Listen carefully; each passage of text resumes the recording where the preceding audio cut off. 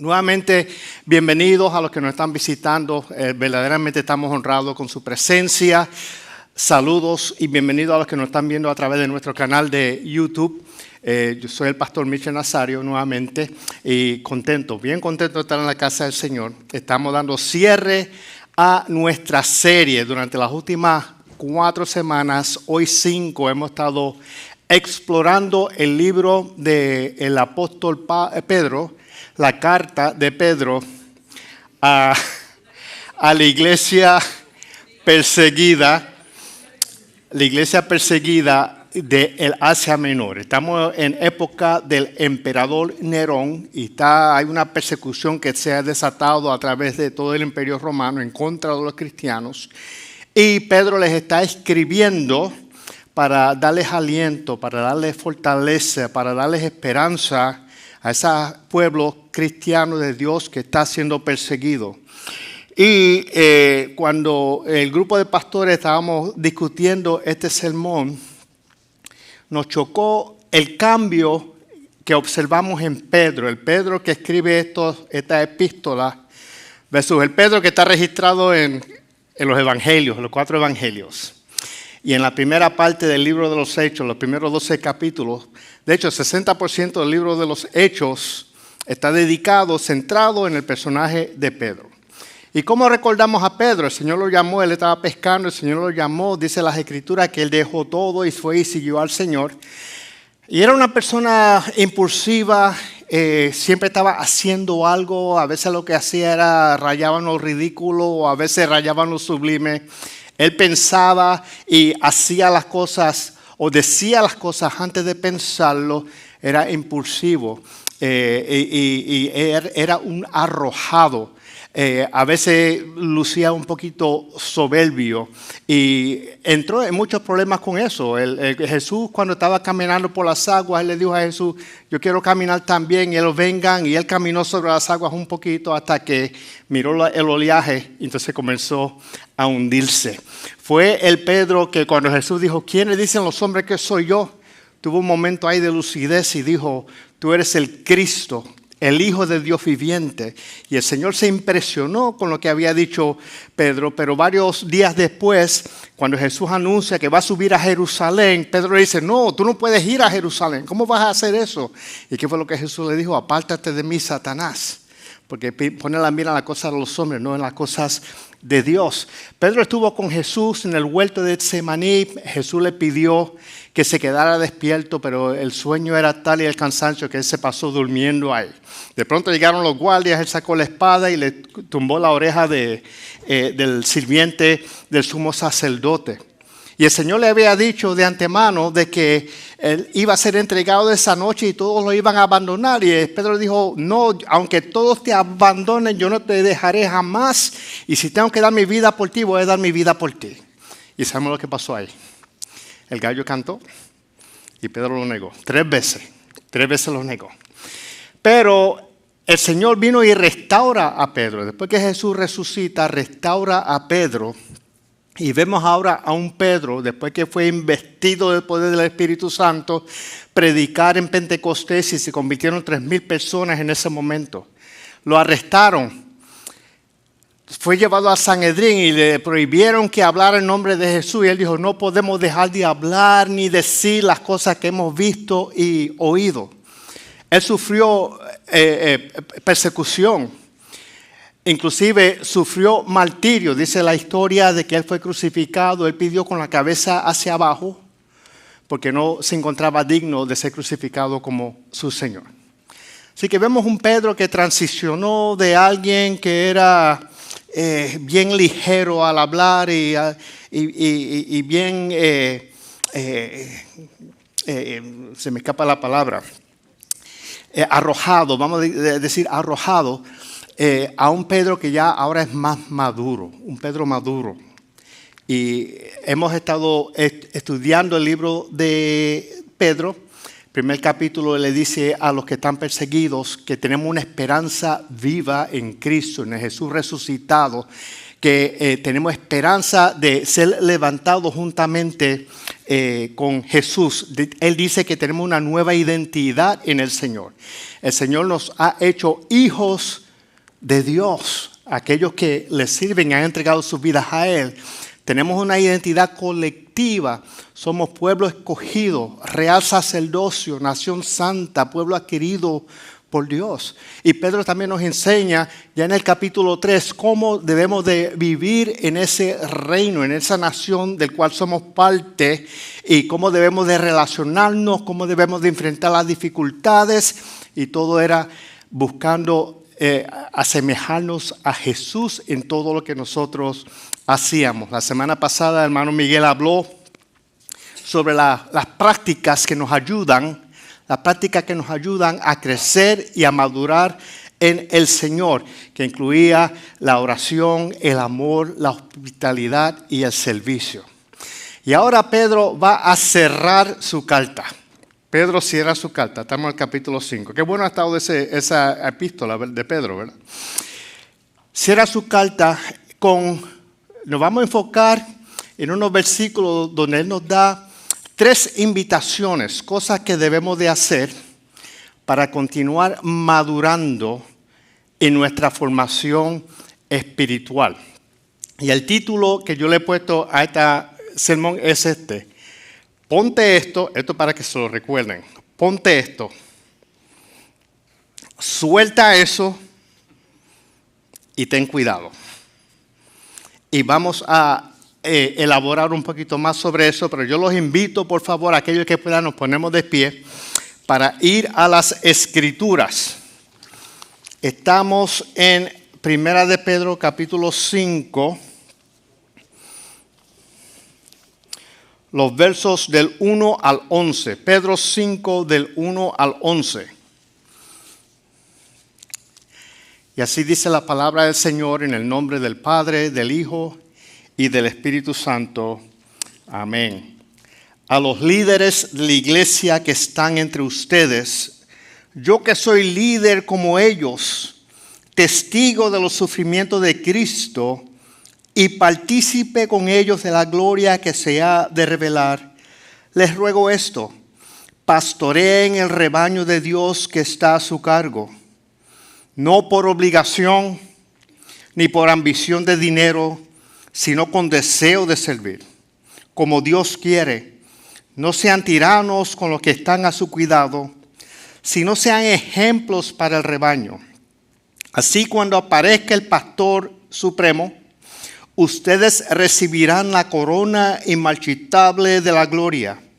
Asimismo, jóvenes, sométanse a los líderes, revístanse todos de humildad en su trato mutuo, porque Dios se opone a los orgullosos, pero da gracia a los humildes. Humíllense pues bajo la poderosa mano de Dios, para que Él los exalte a su debido tiempo. Depositen en Él toda ansiedad, porque Él cuida de ustedes. Practiquen el dominio propio y manténganse alerta. Su enemigo el diablo ronda como león rugiente buscando a quien devorar. Resístanlo y manteniéndose firmes en la fe, sabiendo que los creyentes en todo el mundo soportan la misma clase de sufrimientos. Luego de que ustedes hayan sufrido un poco de tiempo, Dios mismo, el Dios de toda gracia que los llamó a su gloria eterna en Cristo, los restaurará y los hará fuertes, firmes y estables. A Él sea el poder por los siglos de los siglos. Amén. La palabra de Dios para el pueblo de Dios. Que el Señor los bendiga, que el Señor bendiga su palabra. Padre, en el nombre de Jesús te pido que tú nos ayudes a atesorar y a poner por obra las enseñanzas encerradas en tu palabra. Denos una revelación sobrehumana, una revelación especial del Espíritu, para que podamos recibir tu mensaje, para que podamos nutrirnos, Señor, del mensaje que tú nos quieres dar en esta tarde, y permita que todos juntos podamos crecer en el conocimiento de la verdad. En el nombre de Jesús. Amén. Amén. Pueden sentarse, mis amados hermanos. Bien, los primeros 5 versículos de este pasaje, Pedro se está dirigiendo a los líderes de la iglesia. La palabra que usa para líderes se traduce también los ancianos, los líderes, los pastores de la iglesia. En fin, cualquier persona que tuviera algo de autoridad o algún puesto dentro de la iglesia, los primeros 5 versículos, tiene un mensaje especial para ellos, pero nosotros no vamos a concentrarnos en esa parte. Vamos a empezar desde el verso 5b, la mitad de ese versículo, donde Pedro comienza a hablarnos de todos nosotros, y todos, refiriéndose a todos. Pero podemos percibir ya la madurez de Pedro en los primeros versículos, donde él se está identificando como un líder igual que los demás, como alguien que ha sufrido por Cristo, como alguien que está dirigiendo la grey del Señor y se está poniendo al mismo nivel que los otros líderes de la iglesia. Muy distinto al Pedro de los evangelios, que era la persona arrojada y a veces lucía un poco soberbio. Él era una persona que se está identificando con humildad y le está haciendo un llamado también a los líderes a que sean humildes y mansos en su trato con las personas que ellos sirven. Así que yo invito a los líderes de la iglesia y a todos que lean esos primeros 5 versículos después. Pero vamos a concentrarnos de la segunda parte del versículo 5, donde él nos hace un llamado. Él comienza una de 3 invitaciones que él nos hace. Y él hace un llamado invitándonos a hacer algo que no es popular, que no es admirado en nuestra sociedad. Al contrario, es bastante contracultural. La persona dice, en nuestra sociedad dice que para sentirte satisfecho tú tienes que tener fortuna, tienes que tener dinero y tienes que invertir y tener más y más dinero. Para realizarte y estar en autoridad, tú tienes que tener fama, que la gente te admire para tener esa fama, y que eso es necesario. Y también necesitas tener influencia en las personas. Ser influencer es una cosa bien popular entre las personas que están en los medios sociales ahora, porque la invitación es a que tú seas el que dé instrucciones. Tú no estás recibiendo instrucciones, tú estás diciendo a la gente cómo es que tiene que hacer las cosas. Tú das las órdenes, tú estás en control, tú eres el influencer. Es la influencia, fama, dinero, influencia es lo que te dice el mundo que tú necesitas para tener propósito en la vida, para alcanzar la felicidad.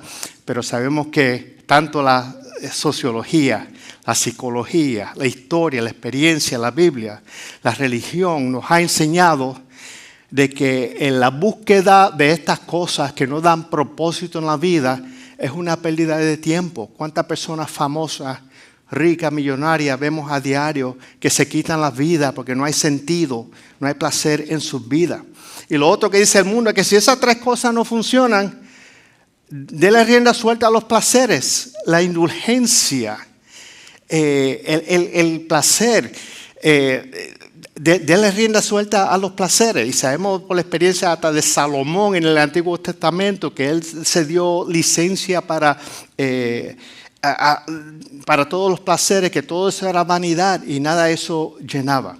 Así que lo primero que Pedro nos dice es: ponte esto, que seamos humildes. Bien contracultural, no es popular, no es lo primero que nosotros pensaríamos, pero mira lo que dice el versículo. Vamos al versículo. Humíllense pues bajo la poderosa mano de Dios para que Él los exalte a su debido tiempo. Depositen en Él toda ansiedad porque Él cuida de ustedes. Hay un verso anterior a esto que se nos está escapando. Luis, por favor. Ahí estamos. Gracias, Luis. Un aplauso para Luis. Revístanse todos de humildad en su trato mutuo. En su trato mutuo, revístanse de humildad, porque Dios se opone a los orgullosos, pero da gracia a los humildes. Humíllense pues bajo la poderosa mano de Dios, para que Él los exalte a su debido tiempo. Tenemos que empezar por definir qué no es la humildad. La humildad no es menospreciarte, sentirte que tienes menos valor, sentir que tu opinión no cuenta, que nadie valora tu opinión. Humildad no es sentarte pasivamente a aceptar el abuso y el maltrato y la maledicencia y los castigos. Eso no es la humildad. La humildad bíblica es tener la perspectiva correcta de lo que nosotros somos ante Dios y ante los hombres. Tener la perspectiva correcta de lo que somos ante Dios y ante los hombres. Eso va mano en mano con lo que es la mansedumbre. Jesús dijo, aprended de mí que soy ¿qué? Manso y humilde. ¿Y qué es la mansedumbre? Es una persona mansa, una persona que teniendo el derecho y quizás la autoridad para tomar alguna represalia, para tomar alguna venganza, para pagar mal por mal, él decide en su corazón pagar con gracia. Lo insultaron, le hicieron algo malo y él decide en su corazón demostrar amor y gracia. Ser una persona mansa, una persona humilde, demuestra una fortaleza de carácter más fuerte que aquel que es explosivo, que aquel que te va a insultar, que aquel que no te tolera. Se requiere de más temple de carácter y más fortaleza de carácter, ser manso y ser humilde. Y eso es lo que el Señor nos dice. Y fíjese que Pablo habla de humildad en el trato mutuo los unos con los otros. Eso es horizontal. También nos habla de humildad, de humillarnos bajo la poderosa mano de Dios. Pero ¿cómo es que nos humillamos? Fíjense que él usa la palabra revístanse, que eso es como vestirse, ponerse un abrigo, ponerse una capa, ponerse una camisa, ponerse un delantal. Vístense de humildad, porque tenemos una opción. Podemos optar por no ser humildes, por ponernos otra cosa. Pero nos llama a que nos revistamos con humildad. Y esto no es solo de Pedro. También Pablo nos dice lo mismo en Colosenses 3, 12, 13. Por lo tanto, como pueblo escogido de Dios, santo y amado. ¿Me recuerda el capítulo 3 de Pedro? Ustedes son nación santa, pueblo escogido de Dios. Santo y amado, revístanse, nuevamente revístanse. ¿De qué? De afecto entrañable, de bondad, de humildad, de amabilidad. La Reina Valera dice de mansedumbre. Humildad, mansedumbre y paciencia, de modo que se toleren unos a otros. ¿Cómo vamos a poder convivir todos nosotros unos con otros si no tenemos amabilidad, si no somos humildes, si no somos mansos, si no tenemos paciencia, si no tenemos afecto entrañable los unos con los otros? Esa es la única manera que podemos sobrevivir, que podamos crecer todos juntos. Lo que me hace traer memoria, y lo voy a usar como ilustración, los árboles secuoya en el Parque Nacional y Estatal Redwood en California. Estos árboles son gigantescos. No sé cuántos los han visto, por lo menos quizás en fotos, como los que lo estoy mostrando aquí. Estos árboles son los más altos del mundo. Pueden crecer 100 metros de alto. Para tener una idea, 100 metros de alto, 328 pies, un campo de fútbol americano vertical, ponlo horizontal. Así de alto pueden crecer estos árboles. Y son tan y tan altos que el agua que pueden recoger de los raíces no llegan hasta arriba. Así que ellos absorben la humedad de la neblina que está en el copo de los árboles, así como que se nutren. Y son tan anchos, esto es un árbol. Esto aquí es otro árbol, luce como que son dos fotos separados, pero esto es un solo árbol y el tronco es tan ancho que lo han abierto para que carros puedan pasar por debajo de esos árboles. Y pueden durar 1000 años esos árboles. Pero ¿saben cuál es la peculiaridad de estos árboles? Siendo unos árboles tan grandes, tú pensarías que las raíces llegan bien profundo a la tierra. La raíz solo baja de 10 a 12 pies de profundidad. La raíz de esos árboles. ¿Cómo es posible que un árbol tan y tan alto, 328 pies, busqué, y eso equivale a un edificio de 30 pisos de alto, que un árbol se pueda sostener con unas raíces que solo bajan de 10 a 12 pies de profundidad? ¿Saben cómo es que lo hacen? Porque dice que esas raíces se expanden y pueden cubrir un trecho de terreno de alrededor de 4 hectáreas o 4 cuerdas de terreno. Pero no solo eso, se entrelazan con las raíces de las otras secuoyas que están al lado de ellos. Así que tiene estos árboles gigantescos que están todos entrelazados unos con otros. Vienen los vientos, vienen las tormentas y no los tumban porque están ¿qué? Porque están entrelazados. Y así nosotros, esa es la enseñanza para nosotros, tenemos, como decía Pablo en Colosenses, tenemos que aprender a vivir en humildad, en benignidad, a vivir unos con otros, apoyándonos unos a otros en humildad. De eso es que se trata, vivir en humildad. Vivimos en humildad cuando tratamos a otras personas como lo que son, como hijos de Dios. Cuando vemos a una persona y lo reconocemos como hijo de Dios, lo tratamos como tal. Eso es la humildad. Pero también habla que tenemos que humillarnos bajo la poderosa mano de Dios. Cuando nos humillamos bajo la mano de Dios, ¿qué es lo que hacemos? Le entregamos todo a Él. Le cedemos todo al Señor. Le cedemos todas nuestras cosas cuando nos humillamos ante la mano de Dios. Le cedemos todas las personas. Decidimos y optamos que vamos a vivir bajo los términos de Dios. No buscamos manipular las circunstancias. No buscamos manipular las personas. No buscamos adelantar los tiempos, sino descansamos en el tiempo de Dios. Nos humillamos ante la presencia de Dios.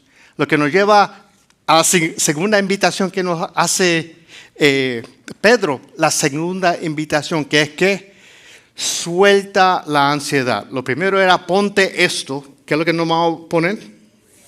Humildad. Nos vamos a poner humildad, lo primero. Ahora es suelta eso. ¿Qué es lo que vamos a soltar? La ansiedad. Suelta la ansiedad y depende de Dios. Una cosa que me pone a mí bien ansioso son las montañas rusas. A mí me da pena con mis hijos porque de chiquito íbamos a Disney, a los sitios. Papi, móntate con nosotros, móntate con nosotros. Yo nunca le di el gusto a mis hijos. Y me siento culpable de eso, de que su papá se montara en una montaña rusa con ellos. Es que me da pánico. Lo otro que sería uno tirarse de un avión en paracaídas. Tirarse en una cuerda de bungee. ¿Saben lo que es la cuerda de bungee? ¿Quién se atreve a tirarse en un bungee? ¿Te has tirado? No se ha tirado, pero se atreve. Amén. Me tiré en el Superman. En el Superman, ok. Tenemos un Superman en nuestros medios. Pero tirarse en una cuerda de bungee, la sensación de estar en aire libre, estar suspendido en el aire, eso debe ser una cosa espantosa, de mucha ansiedad. ¿Y saben qué? Eso nos pasa a nosotros también cuando tenemos que tomar la decisión de depender del Señor, de entregar nuestras ansiedades al Señor. Mira cómo dice el versículo 5-7, depositen en Él toda ansiedad. La palabra griega para depositar es transferir la carga.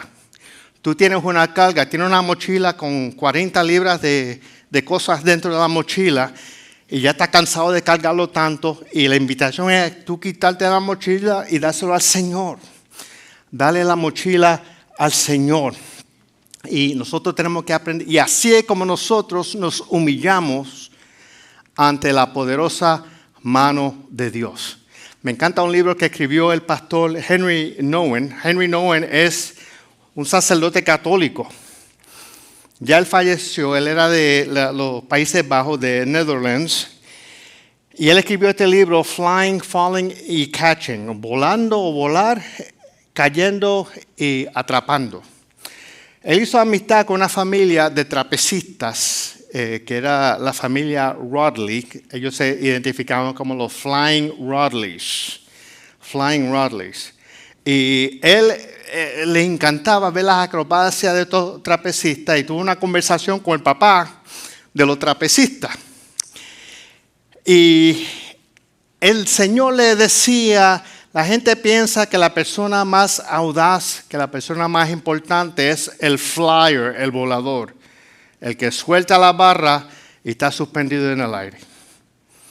Y dice, ese no es el más importante. El más importante es el catcher, el que lo agarra. El que está volando tiene que confiar ciegamente y plenamente en el catcher. No puede extender sus manos para tratar de agarrar las manos y los wrists, ¿cómo son los wrists en español? Las muñecas del que lo va a atrapar. Porque si busca agarrar las muñecas, arriesga que haya un desastre. Se pueden fracturar los brazos las personas. Así que él ciegamente tiene que soltarse y lanzarse y dejar que el catcher lo agarre. Tengo una ilustración de esto. Así, esta persona tiene que confiar plenamente en quien lo va a agarrar. Y Newman encontró una analogía profunda y poderosa con la vida cristiana. Y déjame ver si lo tengo por aquí, que se lo pueda leer. Sí, él dice, al observar la situación, quedó cautivado no solo por el que se lanza al vacío, sino la relación de confianza entre este y quien lo atrapa. El trapecio se convirtió en una imagen de la vida cristiana. Estamos llamados a soltar la barra a que nos aferramos. ¿Quién se atreve a soltar la barra que está aferrado ahora mismo? Para lanzarse al vacío. Pero no es lanzarse al vacío, es lanzarse a las manos de nuestro Dios. Humillarse bajo ¿qué? La poderosa mano de Dios. Así que estamos llamados a soltar la barra a que nos aferramos. Siempre existe un momento aterrador en el espacio vacío. Quien atrapa y no quien se lanza es el responsable de realizar la captura. Nuestra tarea no consiste en un esfuerzo frenético, sino en confiar en quien nos atrapa. Dios es quien nos atrapa en última instancia. La madurez espiritual significa aprender a renunciar al control, aceptar la vulnerabilidad y confiar en la fidelidad de Dios incluso mientras caemos. Confiar en la fidelidad de Dios. ¿Cuántos están confiando en la fidelidad de Dios? A mí me dieron una noticia que para mí, no lo voy a entrar en detalle, pero tiene que ver con una familia mía bien cercana. El matrimonio estaba como en crisis y mi primera reacción fue, tengo que hacer algo para ayudar a salvar ese matrimonio. Y puso mucha ansiedad en mi corazón y en mi vida, tengo que hacer algo para ayudar con esto. Pero el Señor me habló.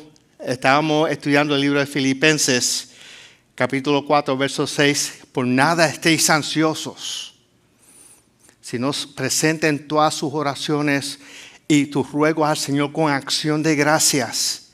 Presentarlo todo al Señor y la paz de Dios que sobrepasa todo entendimiento llenará tu corazón. Y yo dije, Señor, yo voy a confiar en ti. Yo voy a confiar en que tú eres el que va a resolver esta situación. Yo no voy a intervenir, yo no voy a adelantar, tratar de manipular las circunstancias, ni las condiciones, ni los tiempos. Yo voy a orar para que sea tú el que bregue y obres en esa situación. Y cuando yo entregué eso en las manos del Señor, 2 o 3 días después hubo una solución a esa situación difícil de unos familiares cuyo matrimonio estaba medio en crisis. Eso ilustra, eso es soltar la barra y confiar en el Señor. De eso es que se trata esta parte. Así que él habla, en primer lugar, ponte esto. ¿Qué nos vamos a poner? Suelta esto. ¿Qué vamos a soltar? Ahora viene la tercera parte, que es el de tener cuidado. Poco distinto a los otros dos.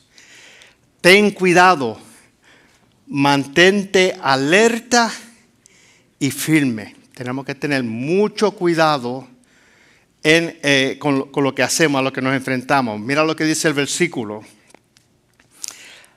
Practiquen el dominio propio. En la Reina, esta es la nueva versión internacional, la Reina Valera dice, sean sobrios.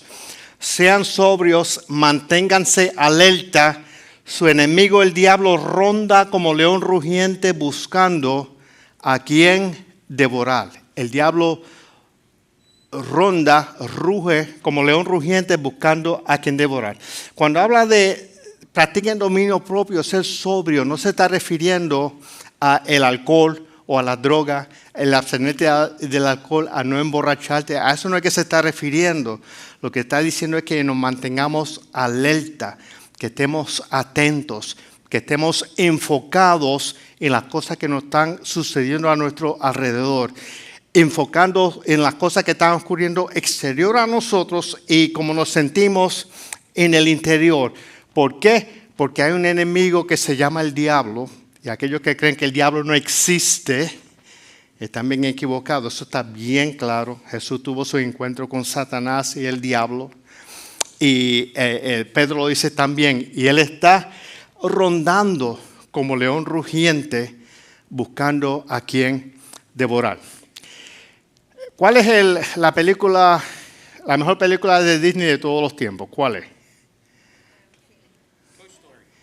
Lion King. Toy Story es de Disney, yo creo que sí. Lion King era la contestación. Lion King, ¿cuántos han visto Lion King? Casi todos aquí. Lion King, tremenda película, deben de ver. Hay un león en esa película. Primero salió animada, salió ahora como con CGI, Computer Generated Imaging, que se ve así como si fuera real, en un remake de la película. Este león se llamaba Scar, que era el león malo. ¿Se recuerdan la película? Y Scar era, como todos los leones, era maquiavélico, era sigiloso. Él murmuraba a las espaldas de los demás. Él planeaba, él tramaba de cómo iba a atacar, de cómo iba a ejecutar su plan. Y él mandaba a sus secuaces, las hienas, a hacer el trabajo sucio. ¿Y saben qué? Así es Satanás con nosotros. Él está tramando. Se dice que cuando el león ruge, él no lo hace para anunciar su presencia. Él no dice, aquí vengo. No, él va callado, sigilosamente, escondido detrás de la hierba. Y está esperando el momento oportuno para atacar. Cuando ruge, la intención es que se echen a correr todos los animales de la manada. Se van a correr todos. Pero ¿saben qué? Usualmente hay uno que está distraído. Hay uno que está distraído y no está prestando atención. Se quedó solito.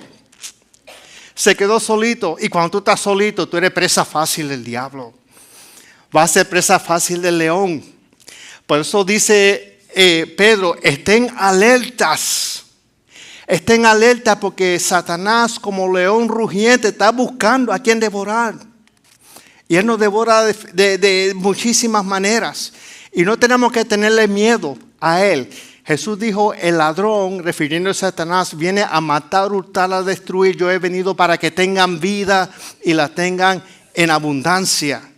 Y también dice, no tenemos que temerle porque mayor es el que está con nosotros que el que está con ellos. La victoria ya está ganada, la victoria ya es nuestra, pero tenemos que estar alerta. ¿Alerta de qué? Si Pedro nos estuviera escribiendo hoy en día, nos estaría diciendo que tenemos que prestar mucha atención a las cosas externas que nos suceden y a las internas también. Porque nos podemos distraer fácilmente, nos distraemos. Nos pasó en la luz, venía para acá con Paco esta mañana, la luz cambia, el que está al frente no se acaba de mover. Está distraído quizás con el teléfono. Tiene luz verde y se quedó ahí. Entonces nosotros tuvimos que esperar a que se moviera la persona, ¿no? Pero nos distraemos navegando por el teléfono, por las redes, comiendo, nos vamos de compra. Cuando estamos buscando cosas de hacer porque estamos aburridos, hay una tendencia a ignorar las señales en nosotros de cómo te estás sintiendo. Si tú te estás sintiendo de que un ambiente, un entorno, unas personas, un hábito que tú estás haciendo, como que no cae bien, como que te hace sentir incómodo, como que sientes que no está bien que yo me vaya por ahí, eso es el Espíritu Santo que te está hablando. Y tenemos que prestar atención, tenemos que estar alertas, porque si no, el diablo como león rugiente nos puede destruir. Así que el verso 9 dice, resístanlo, manténganse firmes, sabiendo que los creyentes en todo el mundo soportan la misma clase de sufrimiento. Resistir al diablo y huirá de vosotros. Y tenemos que estar conscientes de que no estamos solos en esto. Somos como los secuaces, los árboles bien grandes. Las secuoyas, no los secuaces. Ríanse conmigo. Las secuoyas, no los secuaces. Pero somos como la secuoya. Si vamos a crecer alto, tenemos que entrelazar los brazos. Hay algo que se ve sobre la superficie, pero lo que no se ve es la unión que hay dentro de la iglesia del Señor. Sabiendo que no estamos solos en esto, todos estamos pasando por las mismas cosas. Así que, encerrando este sermón, y invito al grupo de adoración que pase al frente. 3 cosas. Ponte esto. Tenemos que revestirnos de humildad. Suelta esto, deposita tus ansiedades en el Señor. Y mantente alerta, ten cuidado. La invitación es que reflexionemos. ¿Alguien necesita humildad en su vida? ¿De qué te estás revistiendo? ¿Te estás revistiendo de humildad? ¿O te estás revistiendo de otra cosa, de orgullo, de soberbia? ¿Estás buscando en los placeres, la fama, el dinero, la influencia? Buscando llenar tu vasija de agua. Como dice el profeta, este pueblo está cavando para sí cisternas rotas que no retienen el agua. Pero el Señor quiere que nosotros vayamos a Él, que es fuente de agua viva, que trae la verdadera satisfacción a nuestras vidas. Nos estamos vistiendo de humildad. Hemos aprendido a depositar nuestras ansiedades en las manos del Señor. Aquellas cosas que nos quitan el sueño de noche, que no podemos dormir. Las preocupaciones y las ansiedades. Hemos aprendido a depositar eso en las manos del Señor. Estamos muy distraídos alrededor del mundo, dejándonos llevar por tantas cosas que nos llaman la atención. Pedro nos dice que eso es necesario para nuestra madurez y nuestro crecimiento espiritual. Y cierro con el último versículo de 10. El Dios de toda gracia, si hacemos eso, si nos vestimos de humildad, si depositamos nuestra ansiedad en el Señor y si nos mantenemos alerta, el Dios de toda gracia que los llamó a su gloria eterna en Cristo, nos restaurará, nos hará fuertes, firmes y estables. Que el Señor les bendiga. Vamos a terminar el servicio dando gracias a Dios por su visitación en esta tarde. El altar sigue abierto. Si alguien necesita oración, el hermano Miguel, el hermano Corina están aquí, están dispuestos a orar por ustedes. Si nos están visitando por primera vez en la salida, preséntense al mostrador para intercambiar información. Quisiéramos mantenernos en contacto con ustedes. Aquellos hermanos que están tomando conexiones, estamos en la segunda semana en el Salón 104 para conexiones, así que nos trasladamos hacia allá para eso. Vamos a despedirnos y voy a usar como bendición pastoral el verso que acabamos de leer y así cerramos la serie de Pedro. Y dice así: que el Dios de toda gracia que los llamó a su gloria eterna en Cristo los restaure, les haga fuertes, firmes y estables. A Él sea el poder por los siglos de los siglos. Amén. Que el Señor les bendiga. Nos vemos la semana que viene. Vayan en paz.